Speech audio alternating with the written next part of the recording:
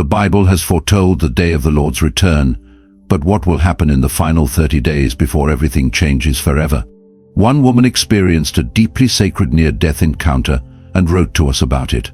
She says she met the Lord and was allowed to walk with him through this fateful time.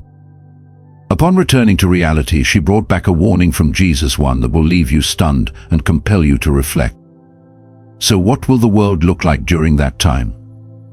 If that day comes, will you be taken up or left behind? And exactly when will the Lord return?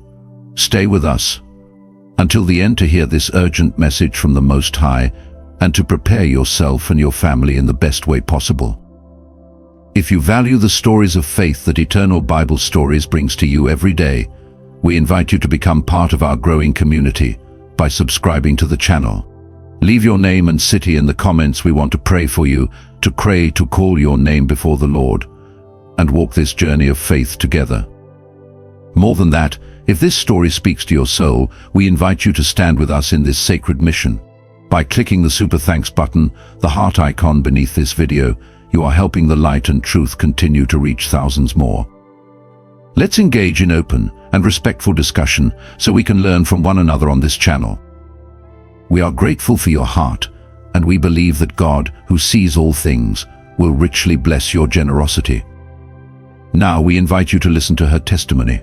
Hello, my name is Lily, and I'm here to share a story that completely changed my life forever. What happened to me was unexpected, far beyond anything I could have imagined, and it still leaves me in awe. I truly believe that what I experienced wasn't meant for me alone. It was meant to be shared, to bring hope and understanding to others. It was a Tuesday evening in October. Everything about that night seemed completely ordinary. I had just come home from a long day teaching at Riverside Elementary School. After dinner, I settled into my favorite spot on the couch, wrapped in the blanket my grandmother had knitted many years ago. My cat Tom curled up beside me, softly purring. The house was quiet, a peaceful stillness after a busy day. The only sound was the muffled dialogue from the crime show I had on repeat. It was my way to relax, a small escape from work stress and the ever-growing to-do list. Around 9:30 p.m. I felt a strange tightness in my chest. At first, I thought it was just anxiety. Work had been stressful lately, and I assumed it was simply my body reacting to the tension. I tried to brush it off, telling myself to breathe and relax. But within seconds, the discomfort morphed into something else, something far worse. The pain became sharp and crushing, unlike anything I'd ever felt before. The remote slipped from my hand and hit the floor. I tried to stand up, thinking maybe I could shake off the feeling, but my legs gave out. The last thing I remember was Tom leaping off the couch and the room spinning wildly around me. And then nothing. For 7 minutes I was clinically dead, at least that's what the doctors later told me. But what I experienced during those minutes felt like eternity. It wasn't like anything I had ever imagined or prepared for. The moment my heart stopped, everything changed. It wasn't like falling asleep or blacking out. It was immediate. 1 second I was in my living room, surrounded by the familiar sights and sounds of home, and the next, I was somewhere entirely different. The first thing I noticed was the complete absence of pain. It felt as though an invisible door had opened, and I had stepped through it, leaving behind every burden, every ounce of pressure, anxiety, and weight I didn't even know I had been carrying. The intense chest pain, the last thing I had felt while alive, vanished, as if it had never existed. I felt strangely light, as though I had no weight, no body.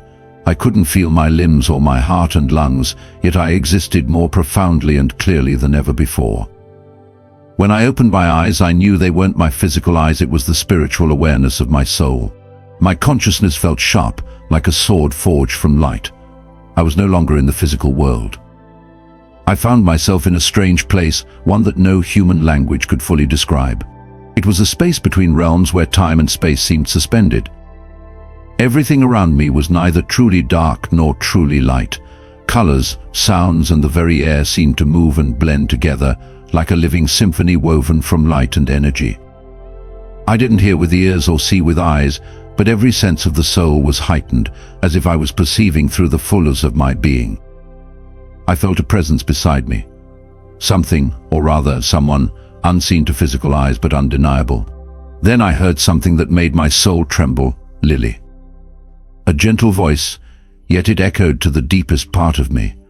It wasn't loud, it wasn't startling, but it carried such power and pure love that I wouldn't have been able to stand if I still had a physical body. The voice didn't just come from outside, it resonated from within me, from the place where my soul had always belonged. I turned toward the sound, or rather, my soul moved toward it, and I saw him. The light surrounding him didn't blind, but it held my gaze in awe. His face shone like an eternal sunrise, and as he extended his hand, I knew I was no longer alone. He didn't say anything else, but somehow I understood he would lead me through this journey. At that very moment, a gate of light opened before me. It wasn't a gate made of metal or wood, but rather a tunnel of light, winding like a living river. It didn't stand still, it moved slowly, rhythmically, as if it were breathing. The walls of the tunnel were woven from radiant strands of light, not merely white but shimmering with sapphire blue, pure gold, ruby red, and sacred violet colors that Earth has never truly seen. I felt myself being lifted not by any physical force, but by the gentle guidance of a greater power. I stepped into the tunnel, or more accurately, I glided into it with my soul. Each movement through the tunnel didn't feel like traveling through space, but rather through layers of awareness, as if every memory, every prayer, every sacred longing I had ever known was unfolding and being healed. Inside the tunnel, the light was not just light. It was life. It was understanding. It was forgiveness. Each ray of it touched me like an invisible embrace, reminding me that I was loved, known, and never forgotten. I heard soft sounds like holy hymns, not sung by voices, but as if the very molecules of light were singing. During the journey, I passed through fields of light, through clouds that carried the prayers of the living, through fleeting images of moments when I had loved, forgiven, and sacrificed. That tunnel felt like a spiritual stream where I was being cleansed, being prepared for something even greater. And he was still there, never leaving my side. Without a single word, his presence alone made me understand that I was being led into truth, into a place where life was no longer bound by flesh or time. The journey had only just begun, and I, a soul once confused, once doubtful, was now walking within eternity, eyes opened to a reality greater than any dream. As my consciousness left the familiar living room, I found myself suspended in a wondrous realm where every trace of pain and heaviness vanished. The crushing chest pain was gone. The stress of the world faded into nothingness. I felt weightless, as if I had been released from every burden of the physical body. The atmosphere around me vibrated not with ordinary sound or light, but with a living energy, as if the very space itself was breathing with me. This was a realm far beyond any earthly concept, where colors did not need light to exist, and time seemed to stand still. Suddenly I sensed a presence, powerful yet gentle, like a wave of warmth wrapping itself around me. My heart, though no longer beating in the physical sense, seemed to tremble with gratitude and reverence. Then I heard a voice, soft yet resounding, call my name, Lily. The voice was not merely a sound. It was a stream of love, flowing into every corner of my soul, awakening the deepest emotions within me.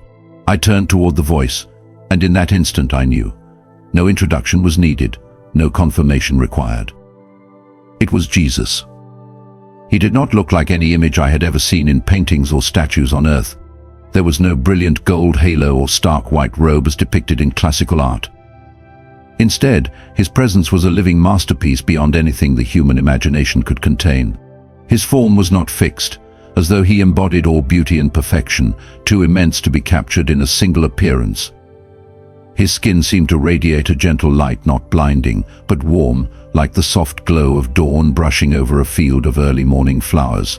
That light didn't just illuminate the space around him, it soaked into me, soothing every last fear still clinging to my spirit. But it was his eyes that held me. They weren't just eyes, they were windows into eternity. In them, I saw boundless tenderness, like that of a mother gazing upon her child, and a depth so profound it seemed to hold the entire history of the universe. Each time his eyes met mine, I felt completely known, every fleeting thought, every hidden wound, every unspoken dream. There was no judgment, only pure love, a love so unconditional and powerful that it made me want to fall to my knees, not out of fear, but out of reverence and overwhelming gratitude. His hair, though not tied to any specific color, shimmered like threads of light, gently moving as if caressed by an invisible breeze. His robe, if it could even be called, that was not made of ordinary fabric, but seemed woven from light and truth itself, shifting between hues of pearl, silver, and soft gold, blending together in a graceful dance. Every movement he made carried a sense of perfect elegance, as though he embodied the harmony between supreme authority and deep humility. "Lily," he called my name again, his voice now carrying a touch of urgency, though still overflowing with kindness.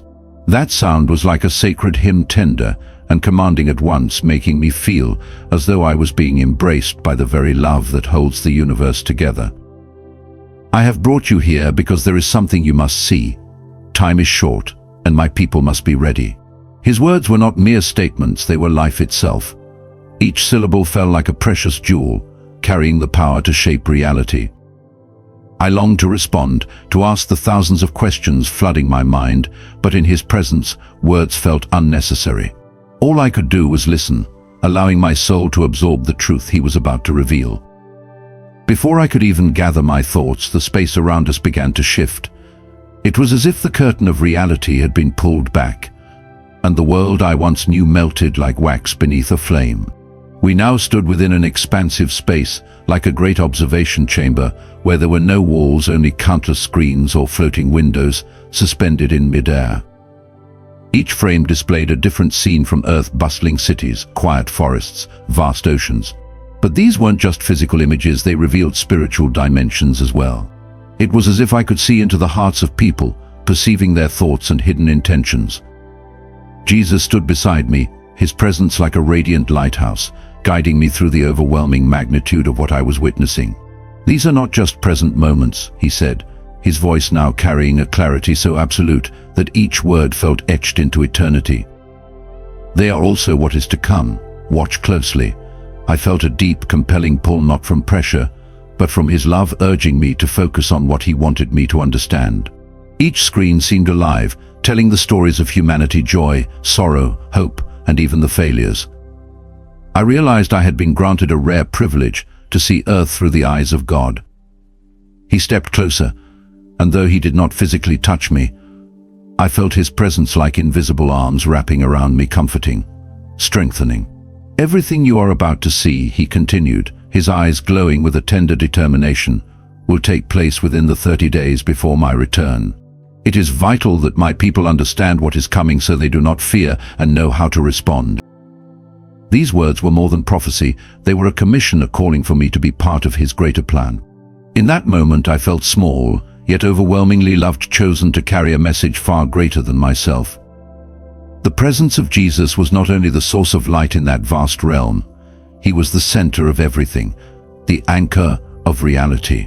Every word he spoke, every glance he gave, felt like a sacred reminder that I was not alone, that I was being led by a love that transcends time and space. And as the space around us continued to shift, I knew this journey was only beginning, but with him beside me, I was ready to face whatever would come next. The observation room in which I stood felt suspended between the heavens, vast, silent, yet pulsing with a sacred energy that words could never describe. The atmosphere seemed to hold its breath, as though the entire universe was waiting for something magnificent of mine.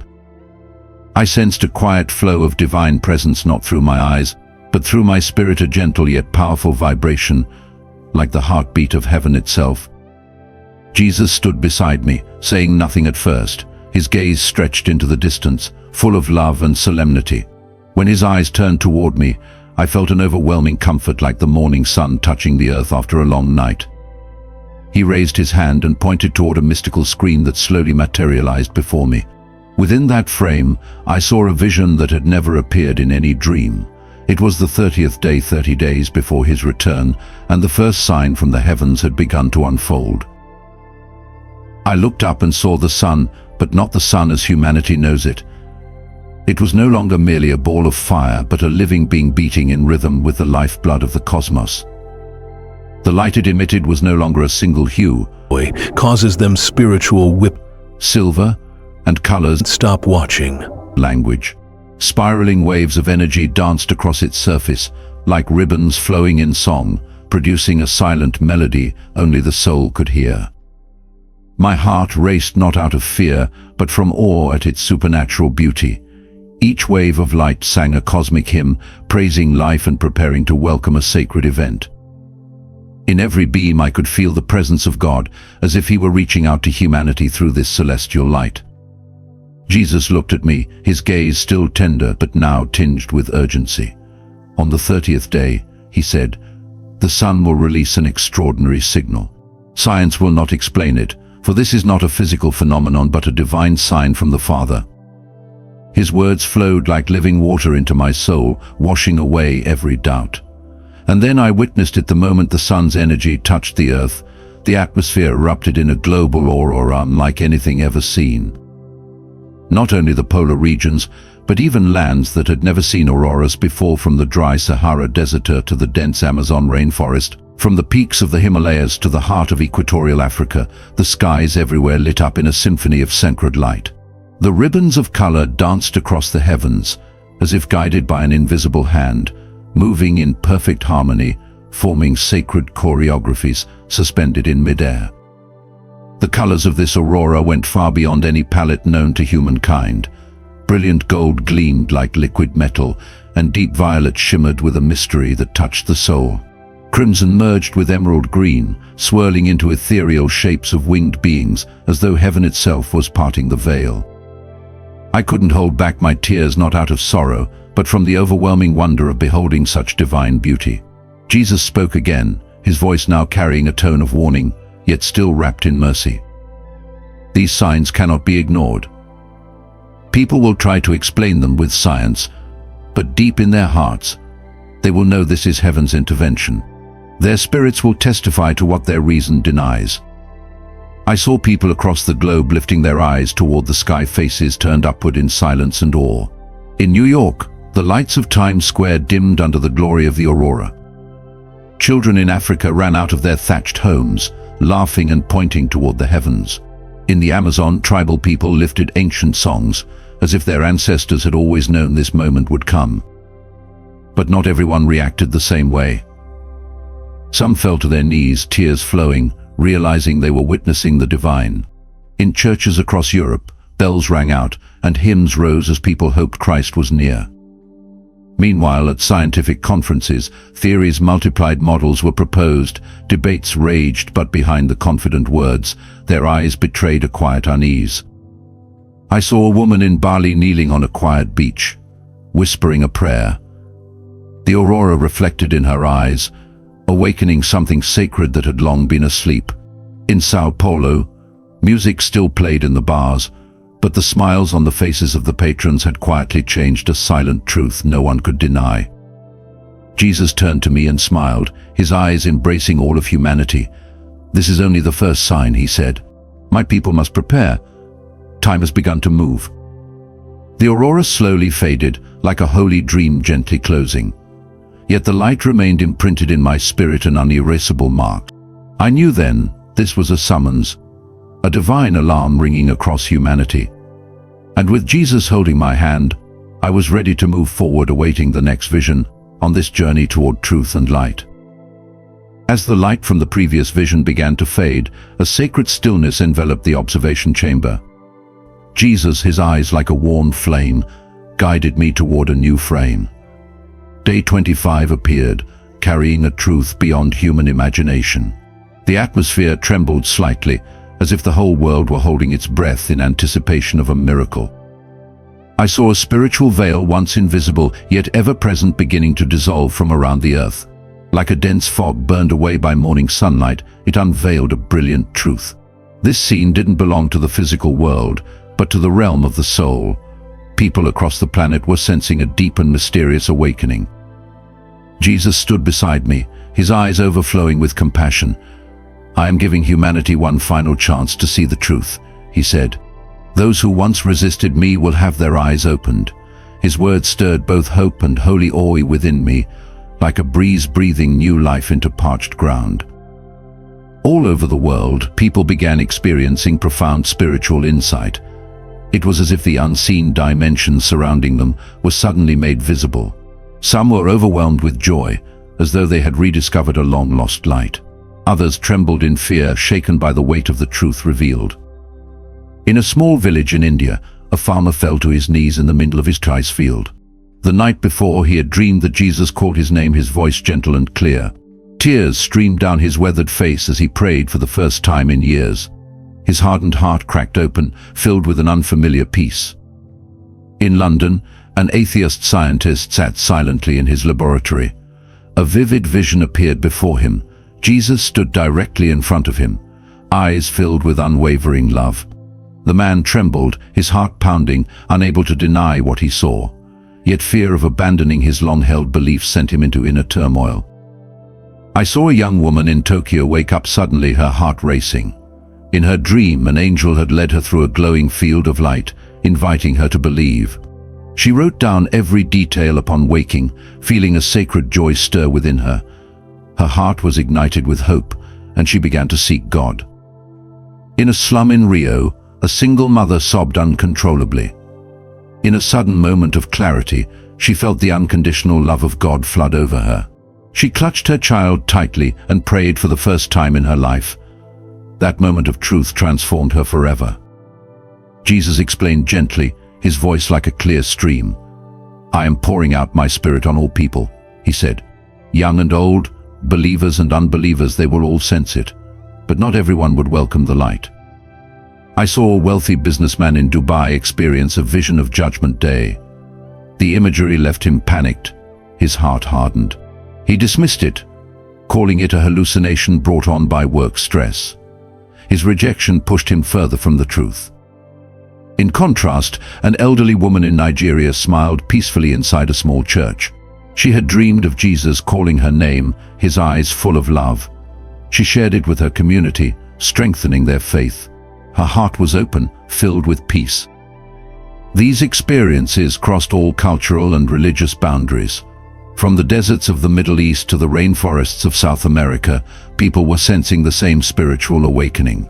Dreams, visions, and divine moments of clarity were spreading like waves. Each person was faced with a destiny-shaping choice. In a temple in Thailand, a monk sat silently in meditation. A vision of Jesus came to him, and he trembled, sensing a new truth. He documented the experience and began a journey of seeking. His heart, once closed, now opened slightly.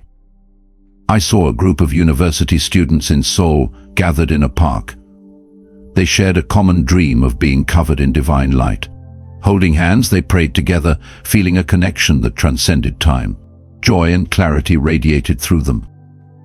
In a marketplace in Mexico City, a flower vendor knelt among the crowd.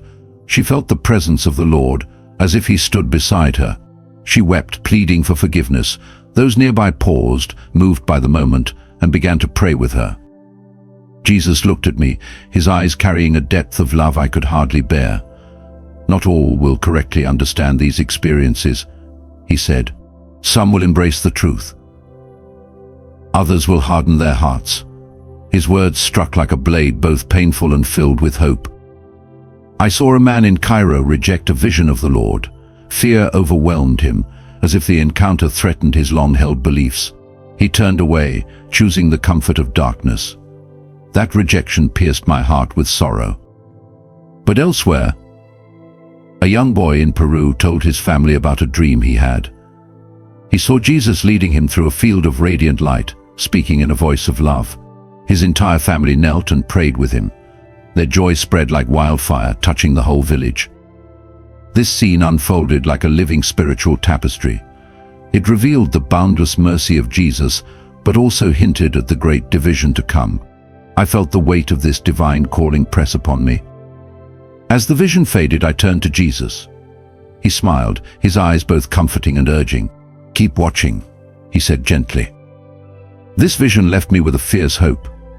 This final opportunity is a gift to humanity, and I knew the journey would only grow deeper. With Jesus as my guide, I stepped forward in faith.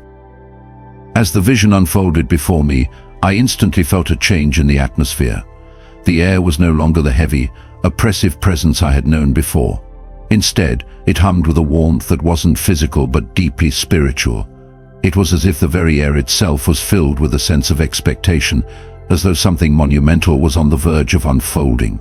It was not merely warmth, but an energy that resonated in my spirit, igniting a deep hope and anticipation. The presence surrounding me was not the same as in previous days. It was not heavy, nor burdensome. It was alive, vibrant, and full of vitality. This was different. It felt as though everything was poised for something extraordinary. And then, as though the heavens had parted just for this moment, the seventh day appeared. It did not arrive with thunder or catastrophe, but instead, it unfolded gently, like the soft glow of a sunrise painting the earth in its tender light. What I witnessed in that moment took my breath away. This was not a vision of destruction or divine judgment, as I had so often expected in the past. No, what I saw before me was something so beautiful, so pure, that it left me stunned. It was not a beauty born from the earth, but from a supernatural source. A wave of love, a love unlike anything I had ever experienced or imagined, began to sweep across the globe. It was as though this love had risen from the heart of God himself, and it moved across the earth like a tide, not destroying, but renewing, healing, and transforming. This love was unlike any emotion I had known before. It was not the passion of romance or the affection we share between friends or family. It transcended all of that. It was purer, deeper, and far more powerful. It moved through the cities and across the fields, not in torrents or storms, but in a river of light. It moved through every corner of the earth, touching hearts, softening those that had been hardened by years of bitterness and anger. I watched in awe as this river of divine love flowed through the hearts of the faithful. But it did not stop there. It reached even those who had long resisted any notion of spirituality. It was a love that did not discriminate. Wherever I looked, I saw people being changed by this love. Former enemies who had fought for years stood in crowded places, recognizing each other, embracing and letting go of decades of resentment. Long-held grudges that had once seemed like an insurmountable barrier dissolved before my eyes. The deep wounds of the soul that had festered for generations were healed in an instant. It was a sight unlike any other, a miracle unfolding before me. Standing beside me, Jesus radiated a joy I had never seen before. His eyes sparkled with a light that seemed to come from the very heart of creation. His presence was filled with a peace that surpassed understanding. As he stood there, his voice filled the air, carrying the weight of divine authority, and he spoke words that would echo in my heart forever. This is the greatest testimony in the final days. My people will reveal love and forgiveness in the midst of darkness. The weight of his words pressed deeply into my heart. Tears welled up in my eyes as I realized the magnitude of what he was saying.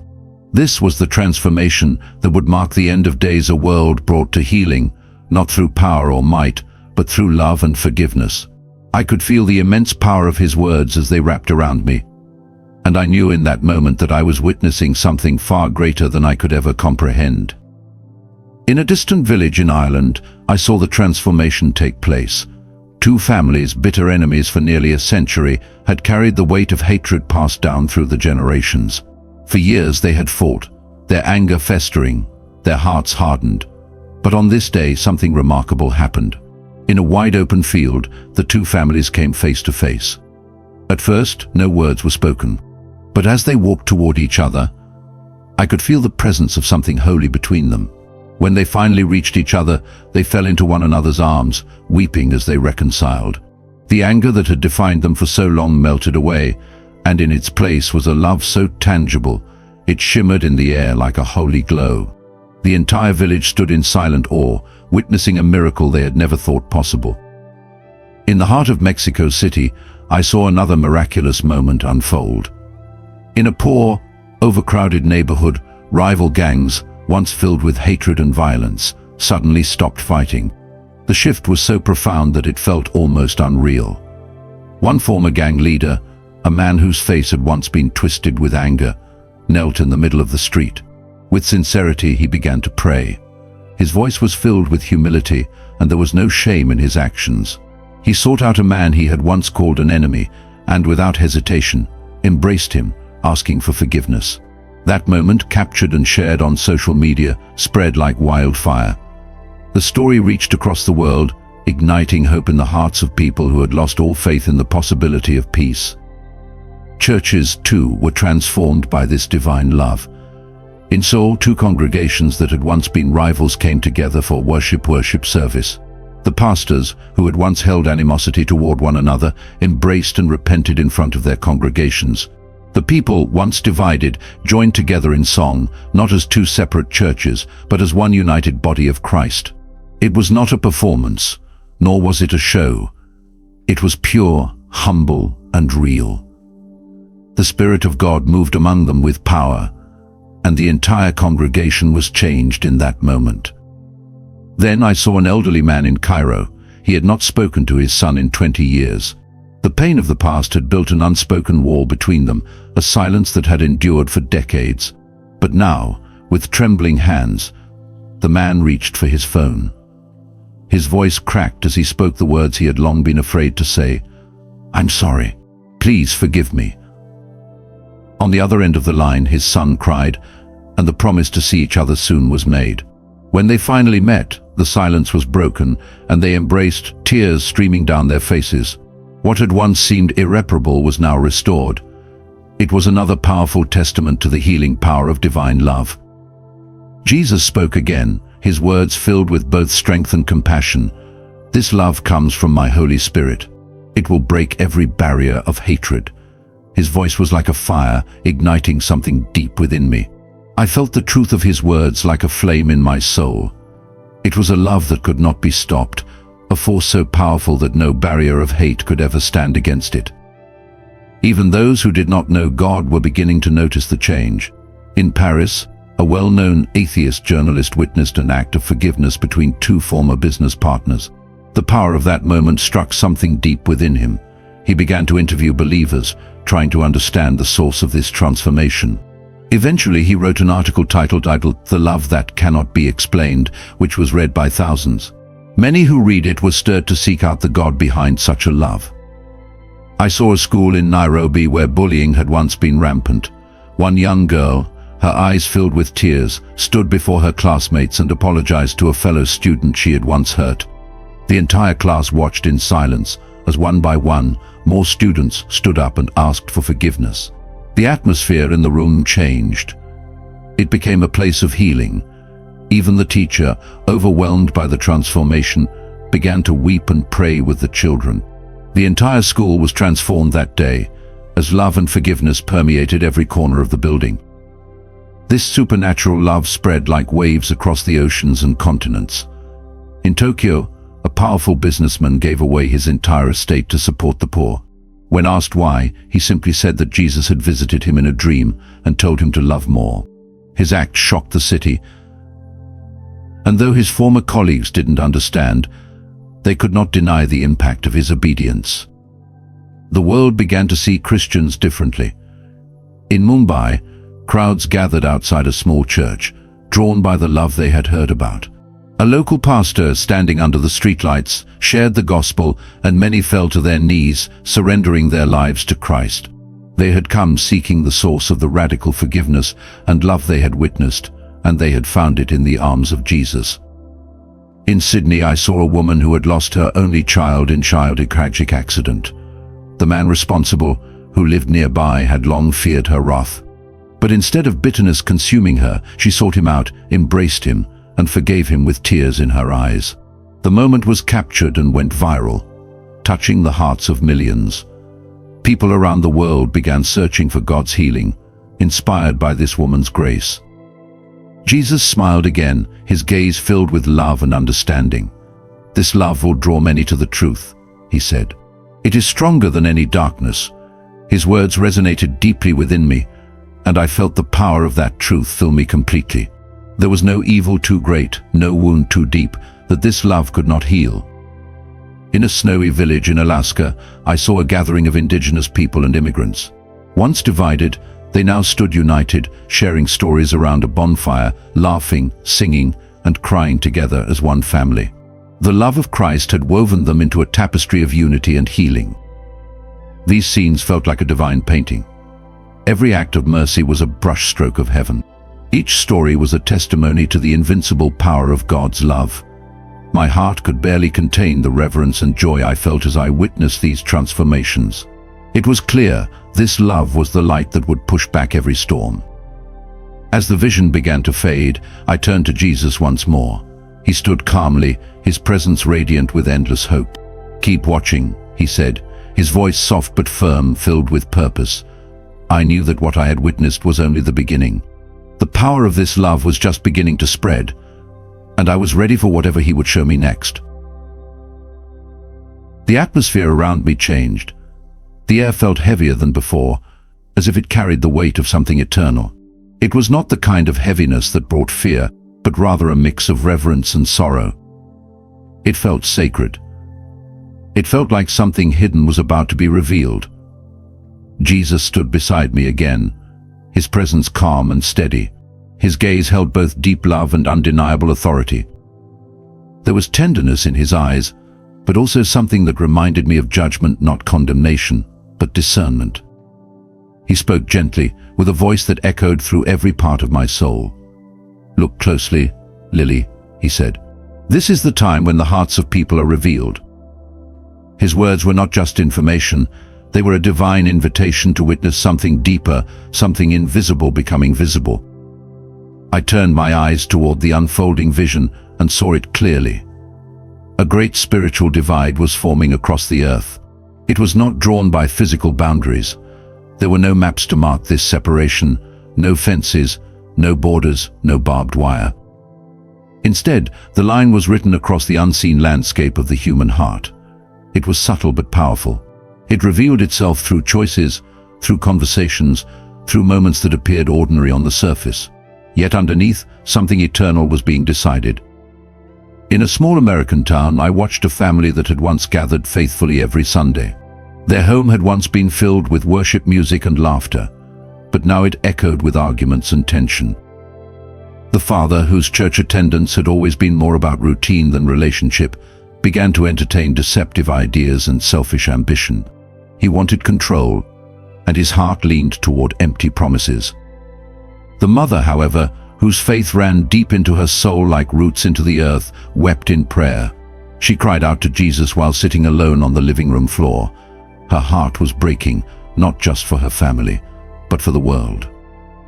Jesus continued speaking, his voice flowing like a stream that cut through confusion and brought clarity. This division is not about denomination. It is not about theology. It is about the condition of the heart. He paused, then added, "Those who truly know me are being drawn together by my spirit. The rest are drifting away, not because they are hated, but because they refuse to see." Then I saw a church in Nigeria.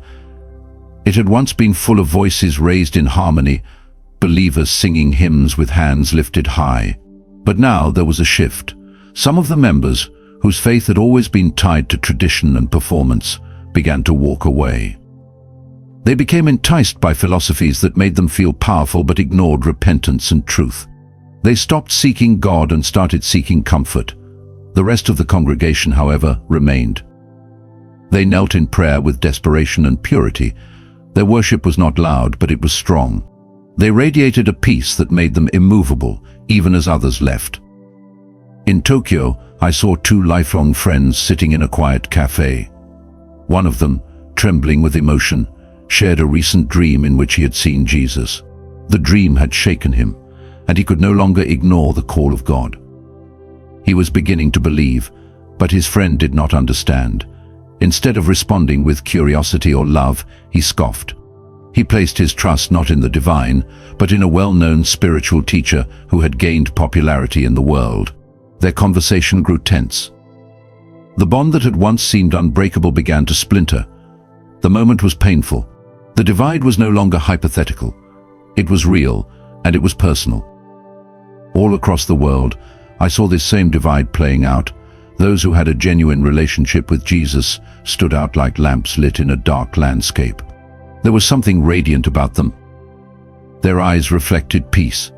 Their voices carried a steady kind of hope. They were not shaken by the chaos rising around them. Instead, they gathered together in homes, parks and fields, whispering prayers over one another. They sang songs not to impress, but to uplift. Their love was sincere, their faith unmovable.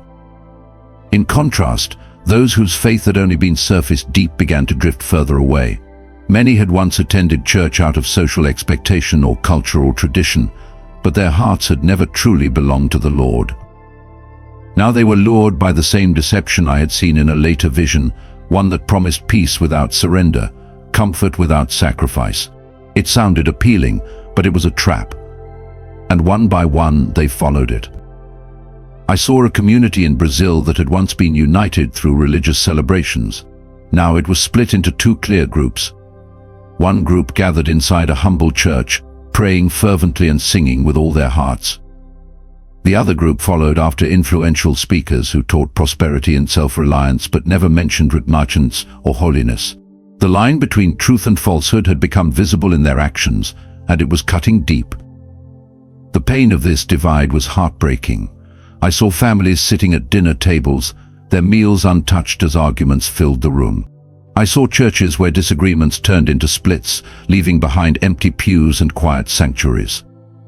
I saw childhood friendships crumble under the weight of conflicting convictions. My own heart felt like it was being torn in two as I witnessed the agony of separation. But then something beautiful began to emerge. Even as the world fractured, those who remained faithful found each other. They were drawn together not by convenience or comfort, but by a shared love for Jesus. They came from different cultures, backgrounds, and denominations, but they saw one another with new eyes. They were not strangers, they were family. In a crowded market in India, I saw believers gather under a cloth canopy. They came from various churches, some from homes where they were persecuted for their faith. Yet here they were, sitting side by side, sharing what little food they had. They prayed together and encouraged one another. The flame of faith in them was alive and unstoppable. Jesus looked at me again, and this time his eyes were filled with both sorrow and deep hope. "Those who know me will grow stronger," he said. "They will be the light in the darkness." His words poured over me like a warm wind that pushed back the cold. I felt a divine strength settle into my chest. This unity was not a small thing. It was heaven's answer to division. I saw a woman standing outside a ruined church in Russia. Her family had abandoned her because of her belief in Jesus. She had lost her home and her status, but not her faith. Now she found a new community. Other believers embraced her. They stood in the snow, singing hymns with tears in their eyes. She had lost much, but she had found everything that truly mattered. In a village in Kenya, a young pastor preached under an open sky. His congregation included people from every walk of life, rich and poor, old and young. They held hands and prayed over the chaos in the world. Their unity was visible, and it was powerful. This divide was not merely a falling away. It was a refining fire.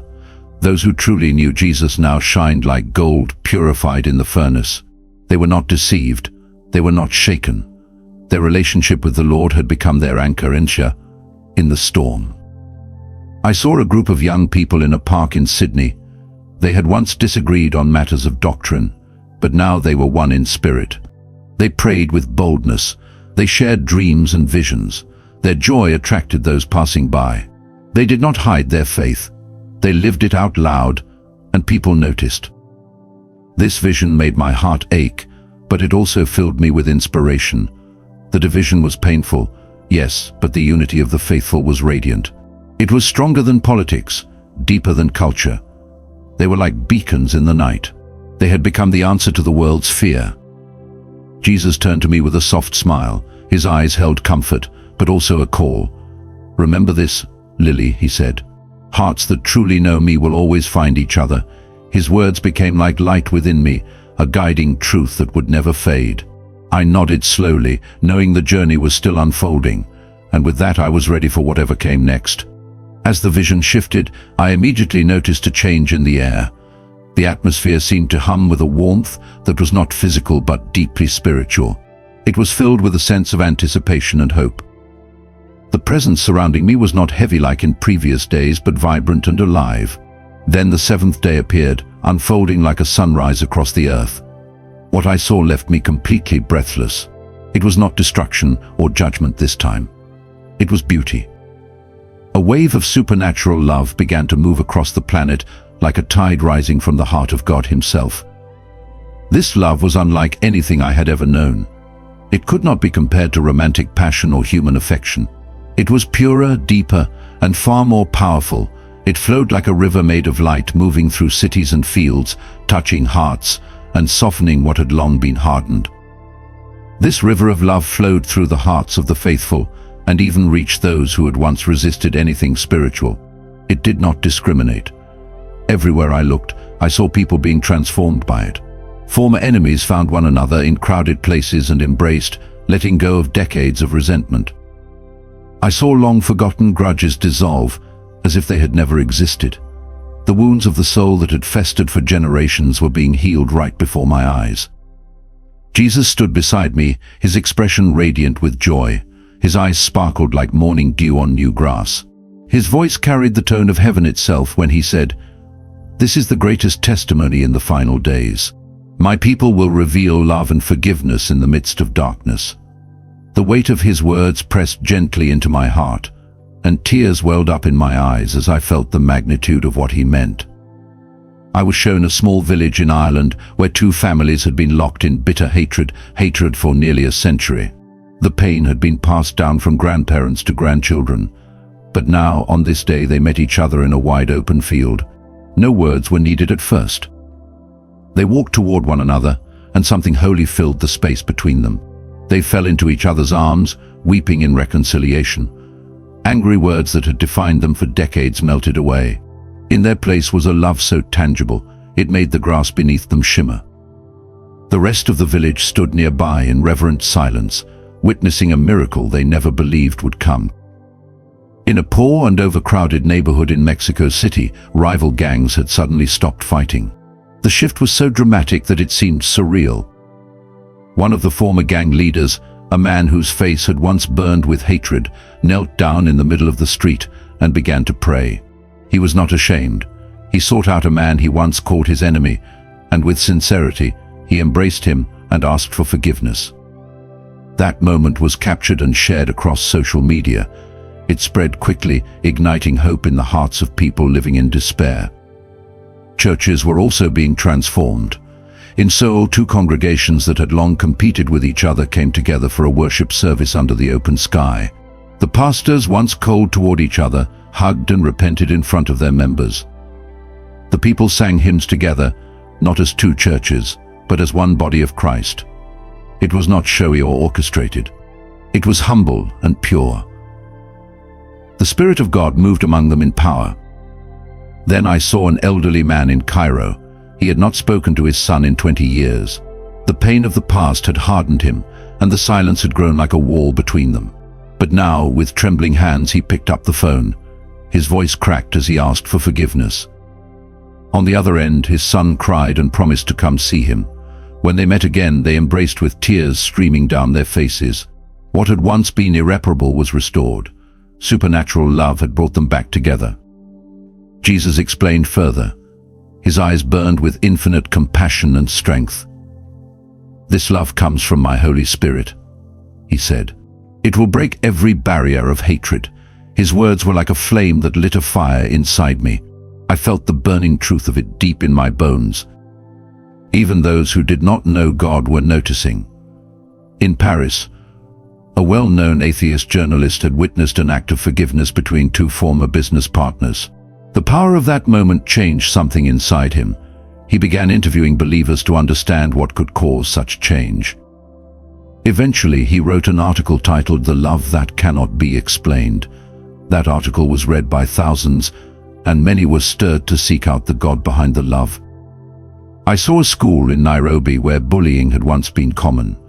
One young girl stood before the entire class, tears in her eyes, and apologized to a classmate she had hurt. The other children watched in silence. Then, one by one, more students began standing and asking for forgiveness. The room became a sanctuary of healing. The teacher, overwhelmed, began to weep and pray with the children. The entire school changed that day. This supernatural love rippled like waves across oceans and continents. In Tokyo, a powerful businessman gave away his entire estate to support the poor. When asked why, he simply said that Jesus had visited him in a dream and told him to love more. His act shocked the city. His former colleagues did not understand, but the impact of his obedience could not be denied. The world began to look at Christians differently. In Mumbai, crowds gathered outside a small church, curious and open. A local pastor shared the gospel under the streetlights, and many fell to their knees, surrendering their lives to Christ. They had come seeking the source of this radical forgiveness and love, and they had found it. I saw a woman in Sydney who had lost her only child in a tragic accident. The man responsible had survived and lived nearby. Most would have expected bitterness to consume her, but instead she found him and embraced him. Forgiving him was Christ. That act of grace was captured and went viral. People around the world wept and began searching for God's healing. Jesus smiled again. His gaze seemed to embrace the entire earth. "This love will draw many to the truth," he said. "It is stronger than any darkness." I felt the power of that truth surge through me. There was no evil too great, no wound too deep, that this love could not heal. In a snowy village in Alaska, I saw a gathering of indigenous people and immigrants. They shared stories around a bonfire, laughing, singing, and crying. Once divided, they now stood united as a family.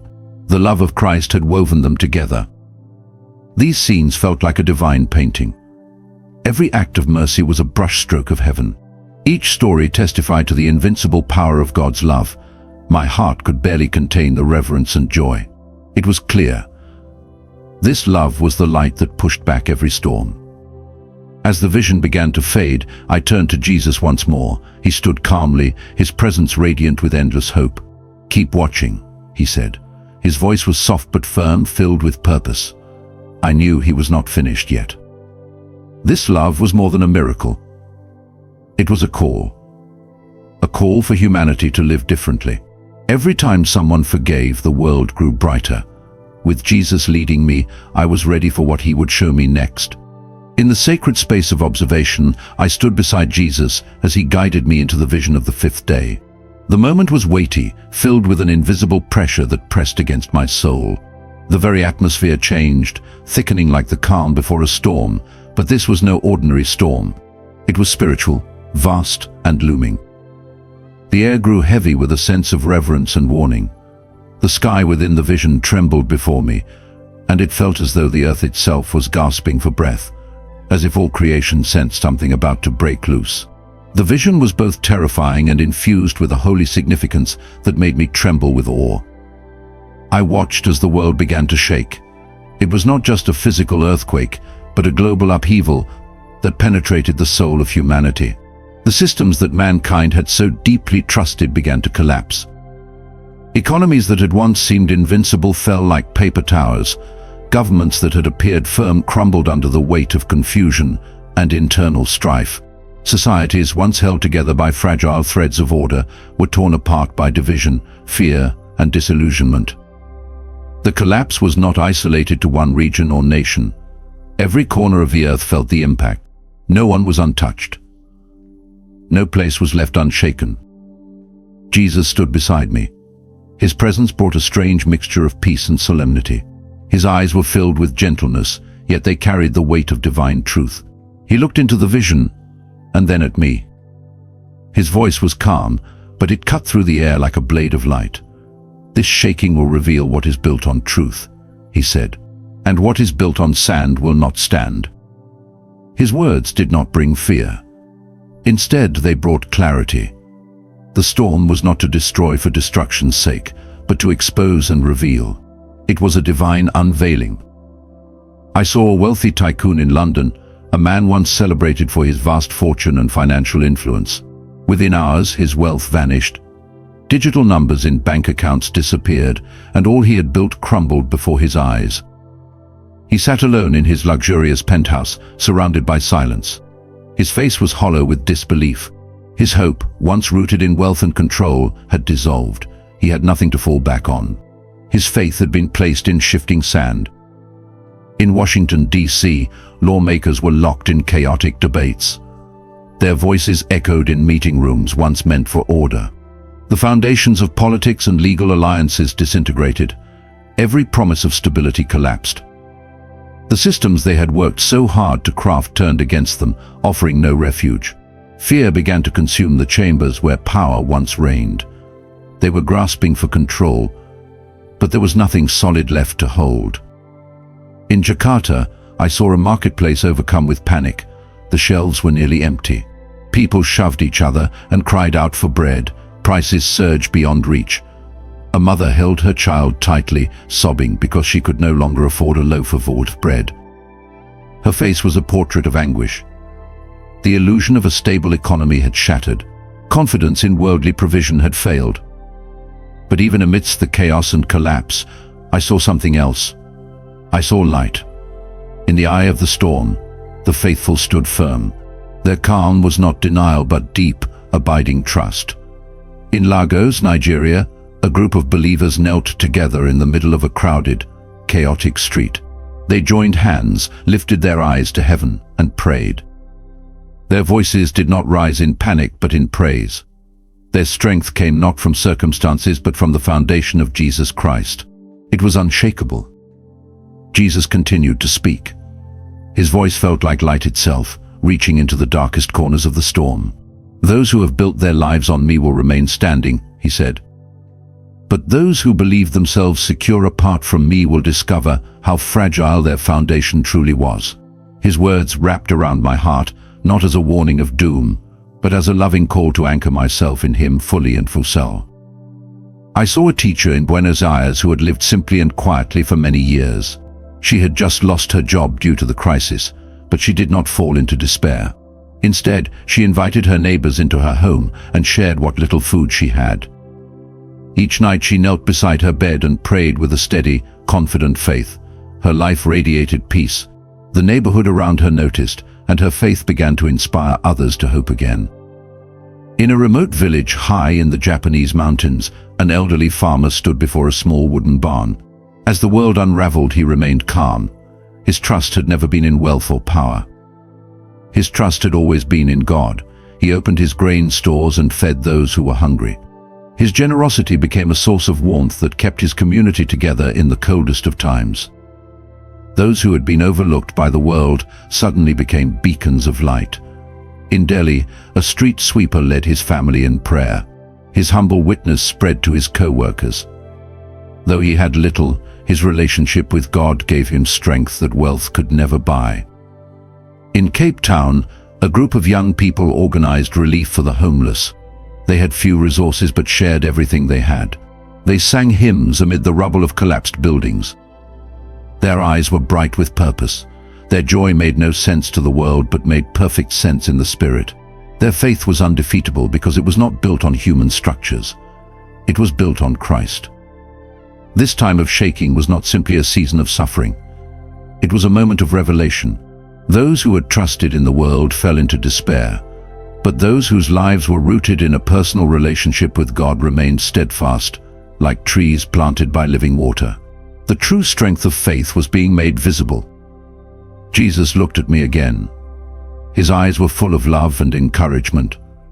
"This is the time when every foundation will be tested," he said. "Only those who dwell in me will survive the storm." His voice calmed the trembling in my heart. It was the voice of a shepherd guiding his flock through the valley of shaking. I saw a woman in Moscow who had once lived in luxury. When her wealth was gone and her social circle abandoned her, she sat alone in her apartment, stripped of every comfort. She found an old Bible on a forgotten shelf. Slowly she opened it. Then she prayed. For the first time she reached for God with sincerity. And in that moment she found real peace. In the slums of Manila, a family huddled beneath a tin roof. They had lost everything but had not lost their faith. They shared a small meal. They laughed together.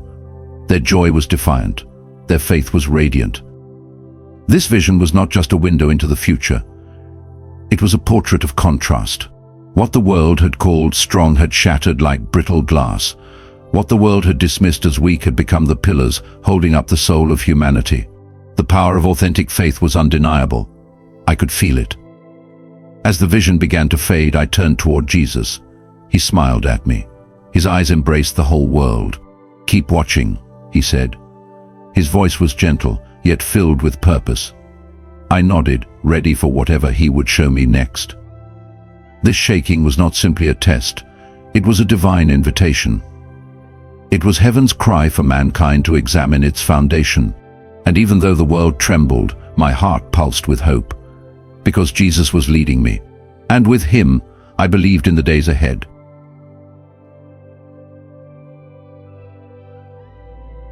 As the vision shifted, a gentle light filled the observation room. The air vibrated as if the very universe were holding its breath, waiting for something miraculous. The third day before the return of Jesus appeared before me. The glory of God was being revealed through his people, and I was overwhelmed with awe. Believers walked in a level of Holy Spirit power never seen before. They were like living torches, carrying the presence of God wherever they went. The sick were healed, the oppressed were set free, and lost souls found the light of salvation. In a small hospital in Nairobi, a young nurse placed her hands on a cancer patient. She prayed with simple faith, and the patient sat up completely healed. The doctor stood in stunned silence, sensing a holy presence. The nurse smiled and pointed upward, saying, "Jesus did this." Jesus stood beside me, his eyes ablaze with love. "My glory will shine through my people," he said. "Just as in the early church, miraculous signs will follow them." His words flowed over me like a river, pulling me into a vast and wondrous truth. I saw a street corner in Sao Paulo, where a homeless man was praying. He laid hands on a feverish child, and the child was instantly healed. The mother broke down in tears, falling to her knees in thanksgiving. Word spread quickly, and dozens came seeking him. The humility of the believers moved me deeply. They claimed no credit for the miracles. Every powerful act pointed solely to Jesus. The world began to recognize that this was the hand of God, not human effort. In a village in India, a farmer prayed for his blind neighbor. The man's eyes opened, and he saw sunlight for the first time in years. The villagers gathered in astonishment. The farmer quietly said, "Only God could do this." I saw a young woman in Tokyo who had once lived in deep despair. She prayed for a friend battling depression, and the friend smiled again. They embraced and sang songs of praise to God in the middle of a park. Passers-by stopped, sensing the sacredness in that moment. Jesus explained, his voice shining like light through darkness. "These wonders are not for their fame," he said. "They are the natural result of my presence." His words lit a flame of hope in my heart. In a slum in Manila, a single mother prayed. She placed her hand on her paralyzed child, and the boy stood up and began to run and play. Neighbors rushed in, falling to their knees to pray with her. The entire area trembled with the miracle. I saw a teacher in London who had long been mocked for her faith. She prayed for a student with epilepsy, and the boy was healed. Parents who once doubted began turning to God. She simply smiled and said, "Praise Jesus." These acts required no elaborate rituals or grand stages, only simple faith and complete obedience. Every miracle was a testimony to the power of the Holy Spirit. The world could no longer deny the hand of God. In a desert in Egypt, a nomad prayed for a stranger. That person, once tormented by fear, was completely set free. They sang praises to Jesus under a sky full of stars. People nearby stood in awe, seeking the truth. I saw a group of young people in Chicago walking through impoverished neighborhoods. They prayed for drug addicts, and those people were set free. Tears streamed down their faces as they embraced in the joy of salvation. The whole community was shaken by divine love. Jesus looked at me, his eyes filled with limitless joy. "My people will bring my glory to the world," he said. Not to exalt themselves, but to point others to me. His words were like fire, warming my soul. At a market in Bangkok, a vendor prayed. A woman suffering from chronic pain was instantly healed. A crowd gathered around, eager to learn about Jesus. The vendor humbly shared his faith. I saw an elderly woman in Moscow who'd lived in loneliness. She prayed for a hopeless neighbor, and that person found peace. They held hands and prayed under the moonlight. The whole neighborhood began talking about the miracle. These believers did not seek personal glory. They simply obeyed, allowing the Holy Spirit to guide every step. Each miracle was an invitation for the world to turn its gaze toward God. My heart swelled with reverence. In a village in Peru, a young boy prayed for his grandfather. The man, paralyzed for years, walked for the first time. Villagers gathered, singing praises to God with joy. The boy just smiled and said, "Jesus loves us." This vision was like a vivid painting of God's glory. Each miracle was a brushstroke pointing to His love. I saw the world beginning to shift even though darkness still lingered. But God's love and power could not be extinguished. Jesus smiled, His gaze embracing all of humanity. "This is my glory shining through my people," He said. "Keep watching, there is more to come." His words encouraged me, preparing me for the next vision. I deeply felt that these miracles were more than just signs. They were a divine call for humanity to return to God. My heart overflowed with hope and faith. With Jesus leading me, I was ready to witness the future. As the gentle light from the previous visions began to fade, a deep stillness settled over me. It felt as though the entire universe had paused, holding its breath for a moment that would change everything.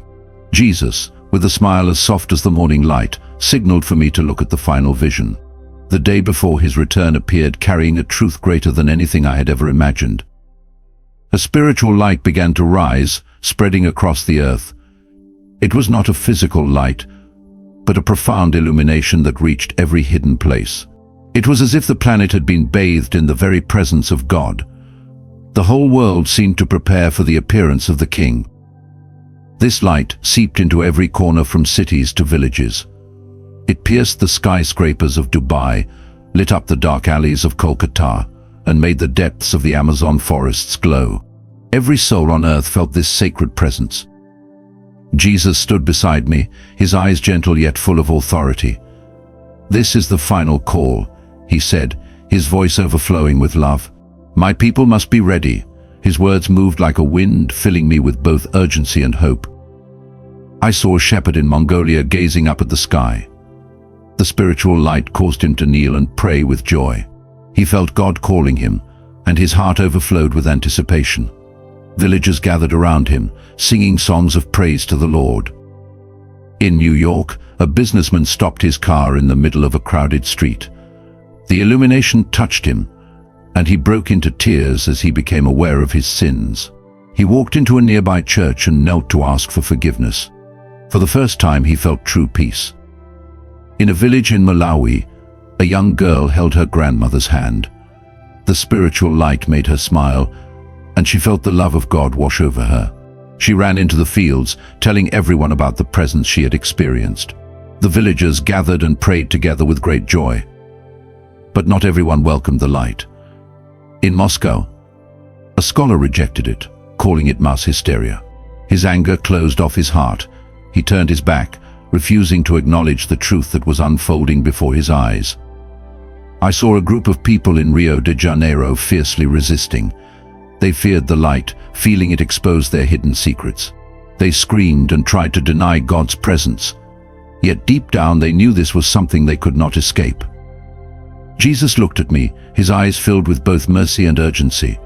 "Every nation, tribe and tongue will sense me," He said. "But not everyone will choose the light." His words cut like a blade, painful, yet full of hope. In a bustling market in Marrakesh, a merchant knelt down in the middle of the crowd. The spiritual light caused him to see a vision of Jesus in his mind.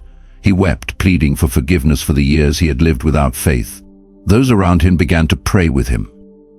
I saw an indigenous community in Australia gathered around a fire. The illumination touched them, stirring ancient stories of the Creator. They sang sacred songs and felt the presence of God. Their hearts opened wide, overflowing with anticipation. At a temple in Kyoto, a monk sat silently in meditation. The spiritual light slipped in, bringing a vision of Jesus. He trembled as he sensed a truth that transcended his former beliefs. He recorded the experience and began seeking the truth. Those who embraced the light radiated indescribable joy. In a slum in Mumbai, a family held each other, weeping. They felt the love of God, as if He stood beside them. They prayed together, promising to live for Him. But rejection was just as strong. In Beijing, a high-ranking official shut his window to block the light. He was afraid, feeling it threatened his power. He issued an order banning all mention of the phenomenon. I saw a group of young people in Paris gathered in a park. The light touched them, and they began to sing praises to God. Passers-by stopped, some joined, others mocked, but no one remained indifferent to the illumination. Jesus smiled, his gaze embracing all of humanity. "This is the final chance to choose," he said. "I call every soul, but they must decide for themselves." His words were like fire, igniting my heart with purpose. I saw a woman in Cape Town standing on the beach. The spiritual light caused her to kneel and pray for her family. She sensed that God was preparing the world for his return. Her tears merged with the ocean's waves, full of hope. In a small village in Peru, children ran under the moonlight. They excitedly told stories of dreams in which they saw James or trees. Villagers gathered, sensing a holy presence. Together they prayed, preparing for the day of his coming. This vision was like a symphony of light and choice. Every soul stood before the final invitation of God.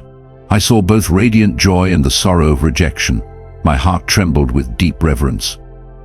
Jesus took my hand, his eyes impossibly tender. "My people must be ready," he said, his voice full of mercy. "Bring this message to them." His words were like a lighthouse, guiding me through the vision. As the spiritual light slowly faded, I felt the full weight of the moment. This was not just a sign, it was the final invitation. I knew my mission was to share the truth. And with Jesus leading me, I was ready to go forward. Suddenly, like a powerful wind reversing its direction, I felt my soul being pulled back, leaving behind the sacred realm of visions and returning to the place I once belonged. Everything began to fade, gently, like morning mist dissolving under the sun. That perfect peace, the profound calm I once thought I would never leave, also began to fade. I could no longer feel the clear presence of Jesus as I had before, and the vivid images of humanity's future, of divine love and holy warning, began to slip from my mind, even as I tried desperately to hold on to every last thread of light. Then, in a moment as if a page had been turned, I opened my eyes to glaring white lights and the steady beeping of machines surrounding me. The sterile scent of antiseptics mixed with the plastic of IV tubes jolted me fully awake. I was lying in a hospital bed with monitoring devices taped around my body. A nurse was holding my hand, her eyes wide in shock and brimming with tears. Her voice trembled, choked with emotion. "We thought we lost you. Your heart stopped for more than 7 minutes." The doctors called my revival a medical miracle, an extremely rare case of survival. But in my heart, I knew the real miracle wasn't that my heart had started beating again. It was what I had witnessed in that space between life and death. It was more than an experience, it was a revelation, a calling, an invitation from heaven. From that day forward, I was no longer the same woman. I could not return to my former life of numb routine and shallow belief that only surfaced on weekends. I had seen the truth with my own eyes about what is coming upon the world, about the moment Jesus will return, and more urgently, about the need to prepare the soul.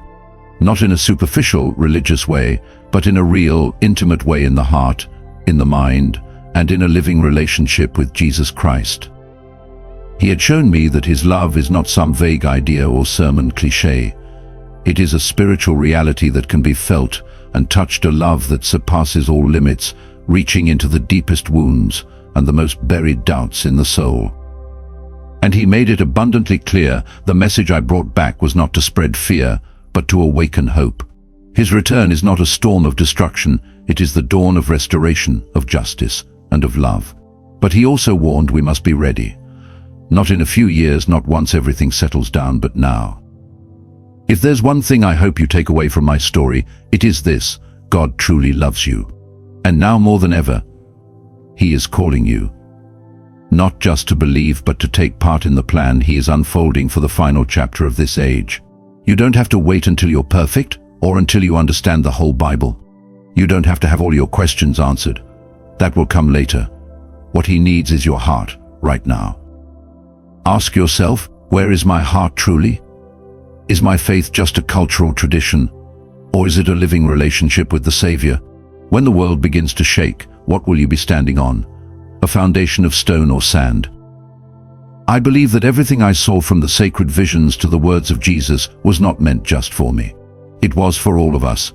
This is a wake-up call from heaven that we are living in one of the most critical times in human history, and every person has a role in the great story God is telling. We are not passive spectators, we are central characters. If anything I've shared stirs something deep within you, please don't scroll past it like a forgettable story. Pause, pray. Ask God. Seek Him. No prayer is too small to be heard. No heart is too broken to be healed.